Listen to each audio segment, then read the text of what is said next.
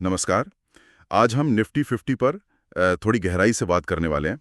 ये इंडेक्स भारतीय शेयर बाजार के लिए बहुत अहम है, उसकी धड़कन जैसा। आज मतलब 21 अगस्त 2025 के आसपास निफ्टी करीब 25,100 पर है और पिछले कुछ साल तो खैर काफ़ी दिलचस्प रहे हैं। हमारे पास कुछ लेख हैं, कुछ विश्लेषण हैं जो इसकी पूरी कहानी देखते हैं, कहाँ से शुरू हुआ, कहाँ तक पहुँचा और आगे क्या हो सकता है। तो मकसद यही है कि इन स्रोतों से जो मुख्य बातें हैं वो निकालें और समझें। चलिए तो शुरू करते हैं। निफ्टी 50 का ये सफ़र 1990 से लेकर अब तक। शुरुआत तो धीमे थी, फिर वो 1992 वाला हर्षद मेहता स्कैम आया जिसने बाजार को हिला दिया था। फिर वो 97 से 2001 का दौर भी था, एशियाई संकट, आईटी बबल फूटा, काफ़ी कुछ हुआ शुरू में। जी हाँ, बिल्कुल। वो शुरुआती झटके थे, लेकिन जो पहली असली तेजी जिसे कहते हैं वो शायद 2003 से 2008 के बीच आई।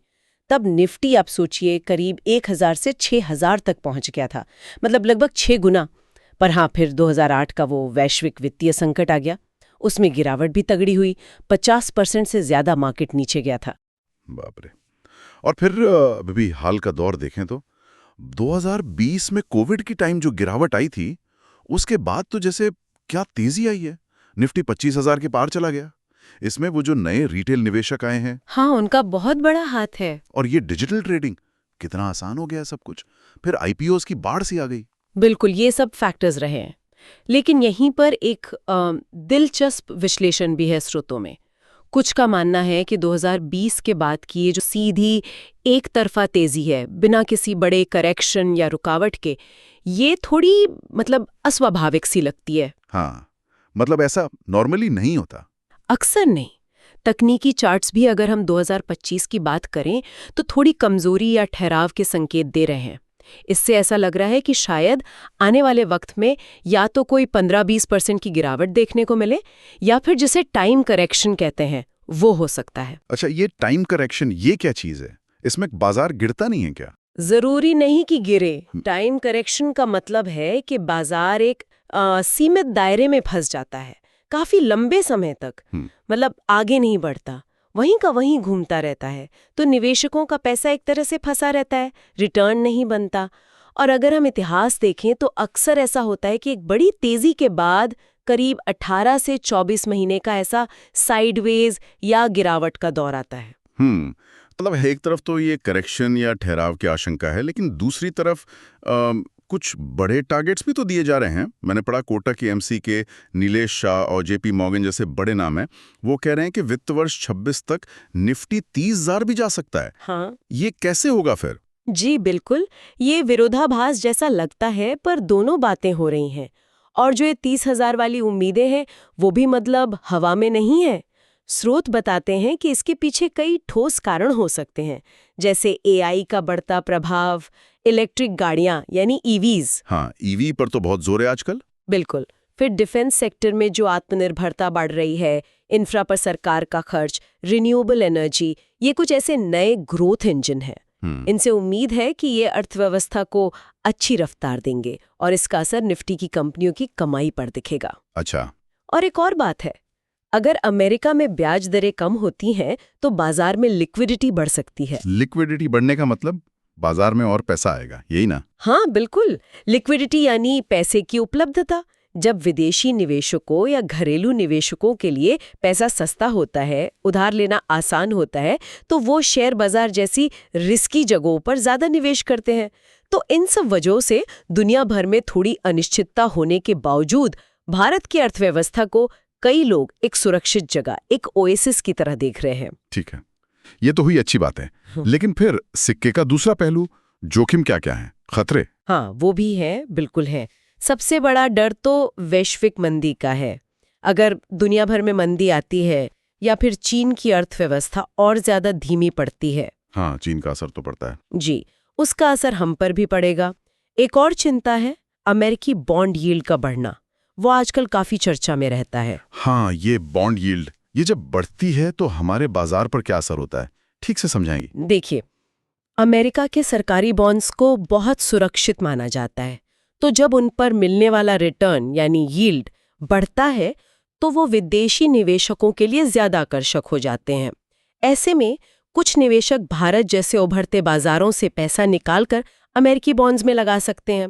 इससे हमारे बाजार में मतलब बिकवाली का दबाव आ सकता है, पैसा बाहर जा सकता है। अच्छा, समझ गया। इनके अलावा वो जियोपॉलिटिकल तनाव तो हमेशा रहते ही हैं।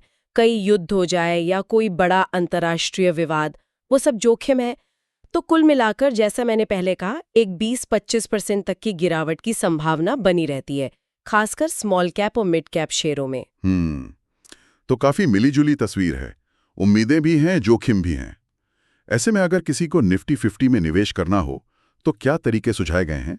वो इंडेक्स फंड और ईटीएफ का जिक्र था। जी हाँ, ये दोनों ही मतलब निफ्टी 50 जैसे इंडेक्स में पैसा लगाने के सबसे पॉपुलर पैसिव तरीके हैं। पैसिव मतलब आप सीधे सीधे पूरे बाजार की चाल के साथ चलते हैं, अलग अलग शेयर चुनने की जरूरत नहीं। इंडेक्स फंड एक म्यूचुअल फंड की तरह है। वो निफ्टी 50 के सारे शेयर उसी अनुपात में खरीद लेता है जिस अनुपात में वो इंडेक्स में है। इनमें एसआईपी करना यानी हर महीने थोड़ा थोड़ा पैसा लगाना बहुत आसान होता है और ज्यादातर के लिए डीमैट अकाउंट भी नहीं चाहिए होता। अच्छा, और ईटीएफ वो कैसे अलग है? ईटीएफ यानी एक्सचेंज ट्रेडेड फंड, ये भी इंडेक्स को ही ट्रैक करते हैं, बिल्कुल इंडेक्स फंड की तरह, लेकिन ये किसी आम शेयर की तरह स्टॉक एक्सचेंज पर खरीदे बेचे जाते हैं। दिन भर इनकी कीमत बदलती रहती है। इनको खरीदने बेचने के लिए डीमैट अकाउंट जरूरी है। और एक फ़ायदा ये होता है कि इनका जो सालाना खर्चा होता है, जिसे एक्सपेंस रेशियो कहते हैं, वो अक्सर इंडेक्स फंड से थोड़ा कम होता है। ओके, यानी ईटीएफ थोड़े सस्ते हो सकते हैं लेकिन ट्रेडिंग के लिए डीमैट चाहिए। ठीक है। और भविष्य के लिए किन सेक्टर्स पर खास ध्यान देने की बात कही गई है? वो जो ग्रोथ वाले सेक्टर्स हमने गिने, AI, EV, defence, infra, renewable energy, वो तो है ही। उनके अलावा स्रोत कुछ और सेक्टर्स का भी जिक्र करते हैं, जैसे सीमेंट, क्योंकि इंफ्रा और रियल एस्टेट में मांग बढ़ने की उम्मीद है। फिर केमिकल्स और कंज्यूमर डिस्क्रिशनरी यानी वो कंपनियां जो गैर ज़रूरी सामान बनाती हैं, जैसे गाड़ियां, एसी, फ्रिज वगैरह। अगर महंगाई कम होती है, ब्याज दरें घटती हैं या सरकार टैक्स में कुछ राहत देती है, तो लोगों के हाथ में ज़्यादा पैसा आता है और वो इन चीज़ों पर ज़्यादा खर्च करते हैं। और हाँ, एक और सेक्टर है क्विक कॉमर्स। आजकल ये बहुत चल रहा है, शहरों में खासकर। हाँ, वो 10 मिनट में डिलीवरी वाला। जी वही। शहरीकरण और लोग जिस तरह से ऑनलाइन खरीदारी कर रहे हैं, उससे इसे काफ़ी फायदा मिल रहा है।